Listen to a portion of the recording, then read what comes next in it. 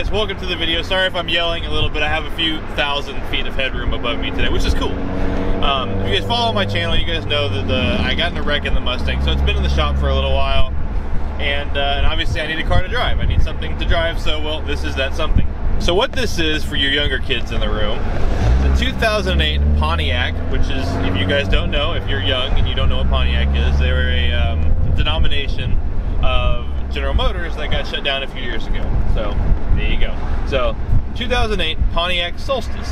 When this car came out, it was actually pretty cool. You know, I mean, it had the right recipe, right? It was, you know, two-seater, very small car, 4-cylinder up front, 5-speed, rear-wheel drive, lightweight, and it made for a fun little package. I mean, this is essentially an American Miata. I mean, obviously it's, you know, I don't know if I would call it as good as a Miata, but it was an American's attempt. You know, America had a two-seater little itty-bitty sports car that didn't cost as much as a Corvette. Cooler about this one specifically is this is the Scca SSB Champion Edition. So when this car first came out, it won the 2006 and 2007 Class B Championship for road course.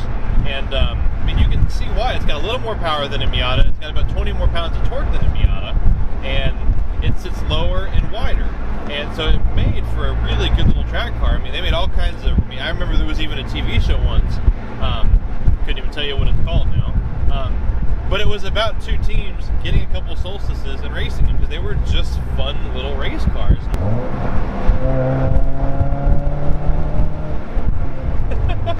It makes a good little growl. It's not fast. So you have 170 horsepower. So there you go, 170 horsepower. That's not a lot, everybody. But it's enough for it to still be fun and peppy, and it makes a good little noise. And it's got a muffler delete on it.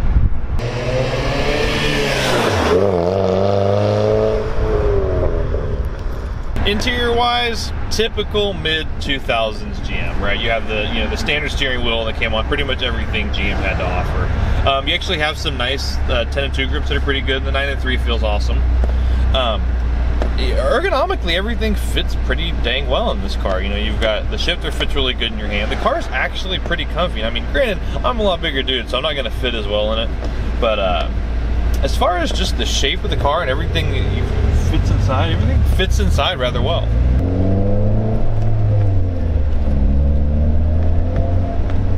So it didn't make a bad noise here. We'll pull onto this this little back row right here, let you hear it real fast.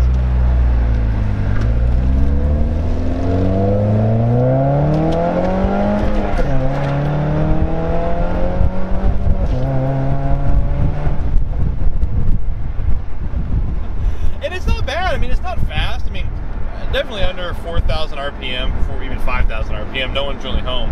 Once you get over $5,000, it really kind of opens up. So you have a 2.4 liter inline 4-cylinder this thing. So like I said, it's not a lot of power. It's at 170 horsepower, but for 170 horsepower, it scoots. I love the styling of this car. It just looks like a concept car still. That's cool to me. You know, I mean, you have this weird bubbly shape with all these big arches, and you have the humps that go over the rear seats, and that's cool.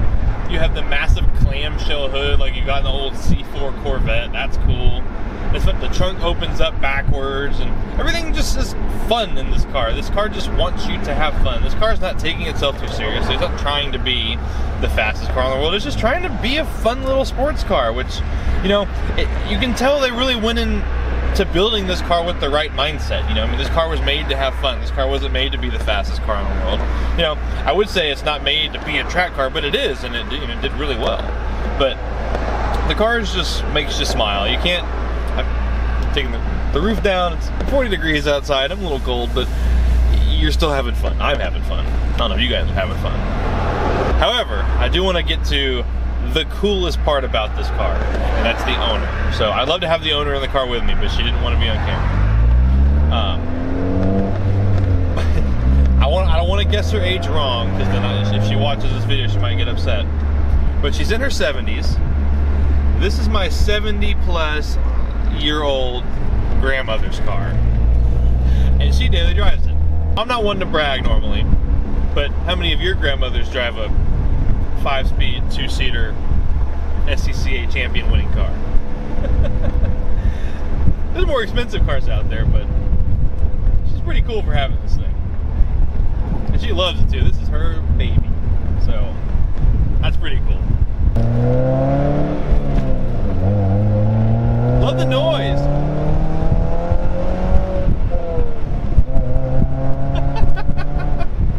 It gets up and moves, man. It's not quick. It's not, but it's not, you know, that's, I guess this car's not fast, it's quick. It's, you know, peppy. We'll go with peppy. Peppy's a good word for this car. Little downshifts. Some pops. That doesn't pop in 2008, so that's a good pop.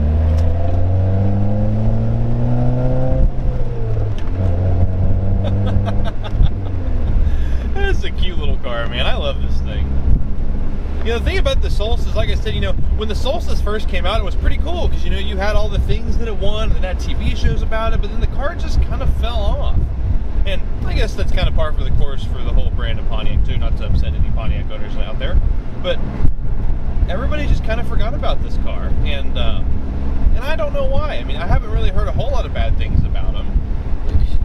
I've had a blast in it, and it's, yeah, obviously, it says not a 400, 500, 600 plus horsepower monster, but, you know, if you're into, you know, wanting to learn how to get on a track, if you're into road course stuff, if you're into autocross stuff, man, pick up one of these. I mean, I know you can probably get a Miata cheaper, and this is, you know, the direct comparison. You know, it wasn't a direct comparison, but this is what GM was trying to compete with. They were trying to compete with the Miata. They did some things good, some things not so good. I mean, they made, you know, they put 18s on this thing, which was good.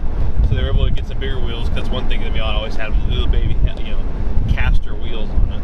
So you got some bigger wheels on this. The styling was actually very aggressive, you know, especially for the time. And so that's cool because, you know, again, not want to hurt anybody's feelings. I feel up until the newest Miatas have always been very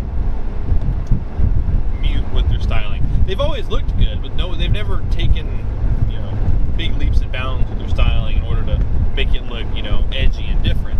You know, with this car, they didn't care. They were like, let's put all the bubbles on it. Let's give it big arches and a big butt, and let's make it huge with 18s, and so that's cool.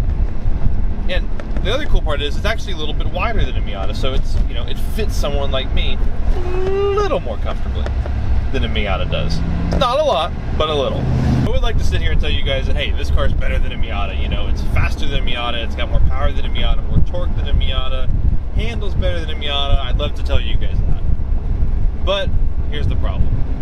All that niceness and whatever you want to call it, style, we'll call it style, all that style comes at a price, and that price is 400 pounds. This car is 400 pounds heavier than a Miata. The difference is this: if you're looking for that very pure spirit of what a sports car is, get a Miata, still the best car for you. If you're looking for a slightly numbed down version of that, with a little more creature comforts, then this is the car for you. Just kind of depends on where your head's at. It's got stripes, that's kind of cool. And it's got the Scca stuff embroidered into the seats, that's cool. See, it's right there. Seats are actually comfy. And everybody loves it. I swear, everybody that sees it, and maybe it's just because it's cute and it's little and it's red, but everybody that sees this thing always waves at me. So with the Solstice, you got two options. You got this one and you got the GXP, which was the turbo one. And this car's fun as it is, but I can imagine it would probably be a little more fun with 50 horsepower. Just an extra 50 horsepower, so. Turbo would be cool, but you don't need it. The cool part about this thing is this Scca edition car. I mean, obviously this car's not super desirable, but I think that might be a yet thing, because Pontiac's dead. And the cool part is they only made 500 of these Scca editions. They made 250 turbos and 250 NA cars. And so, you know, shoot, for the longest time when she first got this car, we couldn't even find it. Like, we, you know, looked all over Google trying to, because she just happened to walk into a dealership and find it. And we didn't know anything about it. We didn't know why it was called this. We couldn't figure out any of the history on it. It wasn't until recently we were able to actually, you know, look up what this car is, and, you know, the fact that it is a limited number, and, you know, she didn't put any miles on it. The car's a 2008 with 40,000 miles on it. All right, guys, that just about does it for me. Thank you guys for watching this little review. The Mustang should be back in like 4 days, so we'll have Mustang videos coming soon. So thanks for watching this review video. Merry Christmas to all of you beautiful people out there, because Christmas is right around the corner. It's 2 days before Christmas as of now. But anyways, seriously, love you guys. In all sincerity, have a Merry, Merry Christmas. Hang out with your family. Enjoy that quality time together. And I'll see you guys guys after Christmas, hopefully with the Mustang, and that's it. So I'll catch you guys in the next video. Until